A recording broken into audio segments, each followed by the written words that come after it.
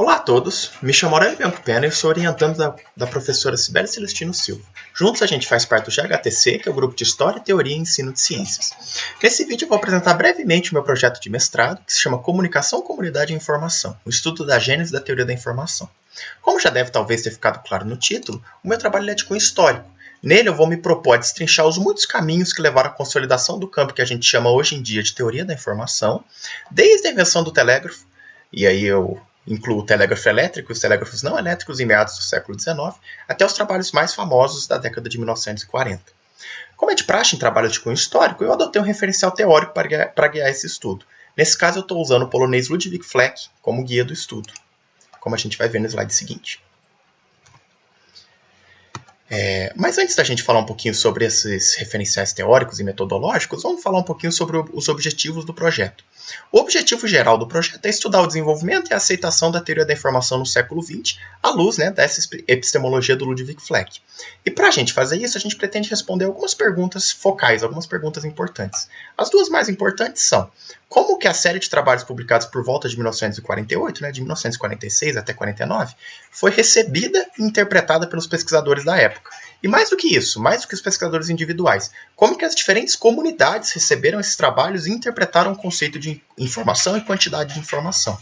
Além disso, a gente quer saber quais fatores que motivaram essas diferentes comunidades científicas envolvidas nas discussões dos trabalhos da década de 40 a escolher uma das abordagens concorrentes, no caso a abordagem do Claude Shannon, que é a abordagem que foi escolhida na época e que é usada até hoje. A gente quer entender o porquê. Mas para isso, a gente precisa de uma metodologia, a gente precisa de um método. Dois referenciais importantes. O primeiro, ele vai ditar como que a gente faz a análise histórica correta. E o segundo, ele vai auxiliar a entender a recepção dos trabalhos que foram publicados e como eles se espalharam e como que as comunidades interagiram. Eu vou começar falando um pouquinho da análise histórica. A análise histórica, a gente está usando um olhar diacrônico, uma abordagem diacrônica. Essa abordagem é descrita no livro do Helge Krag, que está citado aqui embaixo, e ela se baseia na análise do episódio histórico sobre a ótica do seu próprio tempo. O que isso quer dizer, Isso quer dizer que a gente quer entender os trabalhos, a gente quer entender as inovações de cada pesquisador à luz da sua própria época, sem impor a visão moderna como a visão correta ou a visão melhor. Esse tipo de imposição, esse tipo de juízo de valor em cima das teorias da época, ele é típico de uma abordagem chamada de anacrônica, uma abordagem que está ultrapassada e que é pouco usado por historiadores da ciência mesmo. Esse tipo de anacronismo também recebe esse nome, que é um jargão da área, de Whig, uma abordagem Whig ou um Whiggismo. Esse tipo de abordagem ele vai discriminar entre as teorias do passado, utilizando as abordagens presentes.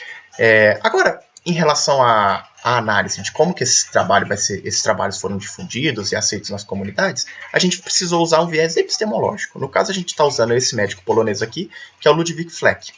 O Fleck propôs muitas coisas, mas eu acho que os principais conceitos para a gente abordar nessa breve introdução ao trabalho são esses três primeiros aqui. O conceito de estilo de pensamento, coletivos de pensamento e traduções.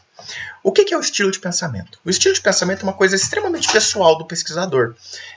Cada um vai possuir um estilo único, cada um vai possuir uma forma de ver aquela teoria, aqueles experimentos. Esse estilo é uma disposição para o perceber orientado. O que isso quer dizer? Isso quer dizer que cada pesquisador vai aceitar algumas questões como sendo questões importantes e vai descartar outras. Isso é natural em qualquer pesquisa. Quando você escolhe algumas questões, você está naturalmente descartando outras. Isso também vai guiar se aquele pesquisador acha, por exemplo, uma demonstração válida, um teorema matemático bem demonstrado ou não tão bem demonstrado, como a gente vai ver que aconteceu no trabalho do Shannon. Esses estilos de pensamento eles são pessoais, só que eles podem se juntar. E aí a gente vai formar o que a gente chama de comunidade científica. Na epistemologia do Fleck, a comunidade científica é um coletivo de pensamento estável. Então o que é um coletivo de pensamento? Eu vou citar o próprio Fleck. Definimos coletivo de pensamento como uma comunidade das pessoas que estão em intercâmbio ou interação de pensamento. Então temos nela o portador do desenvolvimento histórico de uma área do pensamento, de um determinado estado do conhecimento e estado de cultura, ou seja, um estilo de pensamento particular. O que ele quer dizer com isso? Ele quer dizer que o coletivo de pensamento, a comunidade científica, que no caso é o coletivo de pensamento estável, ele vai unir vários pesquisadores que têm estilos de pensamento parecidos, não necessariamente iguais e normalmente não iguais, e somado todos esses estilos de pensamento parecidos, eles vão conseguir construir conhecimento dentro dos consensos que tem dentro do estilo de pensamento de cada um deles. Isso é um coletivo de pensamento estável. No caso, eu vou apresentar um exemplo no próximo slide. E o último conceito que é importante é o conceito de traduções. O que são traduções para o Fleck? As traduções é um nome que ele dá para as adaptações que uma teoria precisa sofrer quando ela sai da sua área nativa e vai para outras áreas. Por exemplo, né, uma teoria que nasce na física. Uma teoria que nasce na física é fruto do estilo de pensamento físico. Se ela chegar, por exemplo, à biologia, por exemplo, à psicologia, por exemplo, até à matemática, né, que é uma área correlata, só que tem as suas próprias particularidades, ela vai precisar sofrer alterações para se adequar aos estilos de pensamento que são vigentes na biologia, na psicologia, na matemática, fora daquele campo para o qual ela foi proposta. E essas alterações do estilo, para se adequar às diferentes áreas, é o que ele vai chamar de traduções. A quantidade de informações, a quantidade de modificações e a quantidade também de... e a fidedignidade dessas modificações é o que vai dizer, né, se aquela tradução ela é fiel ao original ou ela vai distorcer o original de alguma forma. Agora, vamos falar um pouquinho sobre o panorama histórico, né, que a gente está montando nesse trabalho. Esse panorama histórico, eu acho importante falar que ele é um panorama histórico super resumido, né? A gente está usando ele aqui mais para ilustrar qual o período histórico que a gente vai estar abordando e principalmente para exemplificar e ilustrar alguns exemplos, né, de como que esse referencial epistemológico do Fleck pode ser útil. Eu acho importante, né, salientar que muitos pesquisadores que fizeram contribuições importantes não estão no slide e eu não vou falar sobre eles, mas eles são citados no trabalho porque a gente tem limitações de tempo e espaço aqui. Mas eu acredito que a gente pode dividir em 3 grandes blocos, né, 3 grandes momentos históricos. O primeiro momento histórico, o primeiro estágio, ele vai acontecer durante o século XIX. Ele vai ser um momento histórico da invenção. A gente vai ter invenções de aparelhos de comunicação importantes, como os telégrafos elétricos, que aí eu falo telégrafos, porque teve o telégrafo do Alfred Vail e do Samuel Morse nos Estados Unidos, teve o telégrafo do Charles Whitson na Inglaterra, e também tem as transmissões do Padre Landel de Moura aqui no Brasil, que são esse primeiro momento, né, de invenção de algumas formas de comunicação. Um pouquinho mais para frente a gente tem o telefone, né, do Bell, que também é uma tecnologia que vai surgir no século XIX. E nesse primeiro momento, essas tecnologias elas levantaram muitas perguntas a respeito do próprio funcionamento delas e como que a gente pode otimizar o funcionamento desse tipo de tecnologia. Essas perguntas não estavam respondidas. E aí a gente chega nesse segundo bloco, né? Esse segundo bloco ele é fruto da década de 20 nos Estados Unidos. A década de 20 foi uma década de fortíssimo crescimento econômico nos Estados Unidos e fez com que as tecnologias de rádio, telefone, telégrafo se popularizassem muito, se tornassem muito mais acessíveis. Esse aumento de acessibilidade gerou uma demanda por tecnologia na área muito grande. Nesse contexto, a gente vai ter uma instituição surgindo como uma instituição central para esse panorama histórico que a gente está traçando, que são os laboratórios Bell. Os laboratórios Bell, eles vão unir matemáticos, vão unir engenheiros e vão trazer essas pessoas para trazer o enfoque dessas pessoas na pesquisa em informação. Na informação ainda não tinha esse nome, mas na pesquisa em comunicação, nesse primeiro momento. O que é importante citar aqui? Esses pesquisadores, como o Harry Nyquist, o Ralph Hartley, eles vão formar um estilo de pensamento próprio dos laboratórios Bell. Esse estilo de pensamento, né, usando aqui a terminologia do Fleck, ele vai considerar que quantidade de informação que está sendo passada na telefonia, que está sendo passada no telégrafo, ela é análoga a uma medida de incerteza. Quanto mais dúvida eu tenho da mensagem que vai chegar para mim, mais informação aquela mensagem tem que transmitir.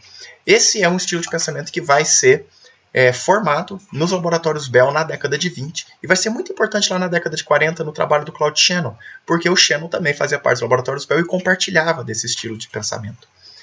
É importante citar que houveram outros desenvolvimentos, principalmente na Europa. Aqui tem o Karl Kampfmüller e também tem o Leo Szilard. Então, a partir de 1929, a gente vai ter a crise econômica nos Estados Unidos, ou a quebra da Bolsa de 29, né? E logo em seguida, vai começar a Segunda Guerra Mundial. Essas turbulências macroeconômicas e no mundo inteiro, elas vão causar um hiato de publicações na área de comunicação. A gente vai ter aqui alguns engenheiros, principalmente soviéticos, trabalhando nessa área, só que não vou falar sobre eles, pelo menos não nesse momento.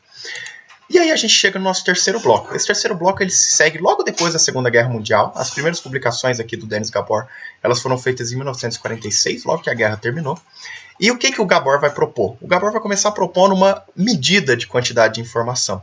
Hoje em dia a gente tem o bit, que vai ser proposto pelo Shannon, mas o Gabor propôs o logon. O logon ele é uma forma de você quantificar a informação fortemente baseada na mecânica quântica.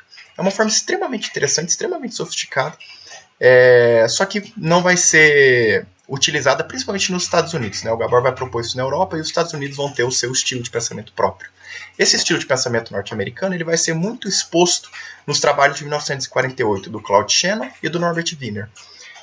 Aqui a gente vai ter muito claramente dois estilos de pensamento conflitando. Eu vou melhorar um pouquinho isso no próximo slide, mas basicamente o que a gente tem nesse momento? A gente tem dois trabalhos seminais sendo publicados. A gente tem o Mathematical Theory of Communication, do Shannon, e a gente tem o Cybernetics, or Control and Communication, the Animal and the Machine, do Norbert Wiener. Esses dois livros eles têm enfoques absolutamente diferentes. O livro do Claude Shannon é um livro focado nas aplicações práticas, nas aplicações da engenharia, que tem como objetivo exatamente resolver problemas práticos da comunicação. E o livro do Norbert Wiener, ele vai ser um livro com um enfoque completamente diferente, ele vai ser um enfoque completamente multidisciplinar, e é um livro que vai associar informação com psicologia, com mente, com máquinas pensantes e um monte de outras coisas. E por que, né, que esses trabalhos, então, se eles têm enfoques tão diferentes, por que eu falo deles como sendo conflitantes? Eu falo deles como sendo conflitantes porque eles têm uma controvérsia muito importante a respeito de como que eles definem quantidade de informação. O Shannon, ele define quantidade de informação a partir dessa fórmula aqui. Eu acho que vocês já devem ter tido algum contato com ela, ou pelo menos estão se lembrando de alguma coisa. Essa fórmula aqui do Shannon, ela é análoga à entropia de Boltzmann. E o Shannon vai notar isso e vai falar, né? E vai chamar então a quantidade de informação dele de entropia. Essa quantidade de informação do Shannon, por ser análoga à entropia de Boltzmann, ela vai ser análoga também em sentido, né, ontologicamente. Então ela vai ser uma entropia, então ela vai medir, de certa forma, a desordem de um sistema. O que vai muito de acordo com o estilo de pensamento dos laboratórios Bell, que foi forjado lá na década de 20, que eles definiam que quantidade de informação estava intrinsecamente ligado à incerteza, à desordem. Agora, a entropia do Wiener, eu faço questão de ler da forma que está no Cybernetics. Da mesma forma que informação é a medida do grau de organização de um sistema, a entropia é a medida do grau de desorganização. Uma é simplesmente o negativo da outra. A gente tem definições que vão de frente uma para a outra. Enquanto o Shannon chama quantidade de informação, ele faz uma analogia com a incerteza, o Wiener vai falar que é o grau de organização, que é o grau de certeza de um sistema. Então a gente tem essas definições absolutamente controversas. E aí a gente vai ter, a partir daí, discussões a respeito disso. Bom, essas diferentes definições elas vão lutar, né, elas vão competir para se consolidar como uma visão paradigmática da época. E aqui é onde entra o Fleck. O Fleck ele faz uma análise muito importante, que é uma análise de como que essas teorias entram nas comunidades e são aceitas. Aqui eu fiz uma brincadeira com os símbolos da USP, né? Mas basicamente eu quero mostrar a comunidade de engenheiros, de físicos, de matemáticos, e aqui é o símbolo da psicologia, significa outras comunidades, né? Comunidades fora desse círculo. E qual que é o papel dessas comunidades, né? Bom, vamos começar aqui pelos engenheiros. Os engenheiros, eles adotaram o trabalho do Shannon. Por quê? Porque o Shannon é um artigo direto ao ponto, é um artigo com fórmulas facilmente aplicáveis, elas eram muito fáceis de trazer para o caso real. Os engenheiros gostaram disso para resolver os problemas práticos, era um artigo muito prático. Então, aqui a gente tem um pontinho para o Shannon, né, de certa forma. O Wiener, ele não buscava resolver esses problemas práticos, ele era um trabalho muito multidisciplinar, que não era fácil de traduzir para a engenharia. Então, os engenheiros gostaram mais do trabalho do Shannon. Os físicos demoraram um pouco para entrar nessa discussão. Apenas algum tempo depois se entendeu que as noções de quantidade de informação podiam ajudar a resolver o demônio de Maxwell. E é aí que eles entram. O próprio Wiener vai publicar uma segunda edição do Cybernetics em 1961, que ele vai tratar o problema do demônio de Maxwell à luz da própria entropia dele mesmo, né, a entropia do Wiener aqui, a quantidade de informação do Wiener. Só que eles vão demorar um pouquinho para entrar na discussão. Os matemáticos, eles vão criticar fortemente o trabalho do Shannon, porque eles vão considerar que os teoremas e as provas que o Shannon traz, elas não são suficientes, elas são atreladas demais ao caso real, como eles chamavam. O que isso quer dizer, né? Que ele fazia aquelas aproximações da engenharia mesmo, que eram atreladas ao caso de verdade, só que não demonstravam teoremas gerais. Os matemáticos tiveram um problema com isso. E aqui a psicologia, porque a partir da década de 50, a sociedade, no geral, teve um papel muito importante. Por quê? A sociedade adotou essa discussão, adotou a informação e passou a discutir isso. A sociedade norte-americana, no caso. E isso chegou em muitas áreas correlatas. Chegou na psicologia, chegou na biologia, e muitos trabalhos de teoria de informação, entre aspas aqui, começaram a ser publicados nessas áreas. Isso gerou uma reação muito grande dos próprios autores, como Shannon, como Wiener, que consideravam que aquelas aplicações estavam muito distantes do que eles tinham inicialmente proposto. E aqui que entra o papel das traduções do Fleck, os estilos de pensamento. Conforme a teoria saiu do local que ela foi inicialmente proposta e foi traduzida para áreas distantes até da primeira área que ela foi proposta, a gente tem esses problemas, né, que os próprios autores não reconhecem os próprios conceitos quando eles vão para áreas muito longas. Então, esses são os resultados preliminares que a gente está tendo na nossa análise, e eu espero vocês para dúvidas aí na nossa sessão ao vivo. Muito obrigado.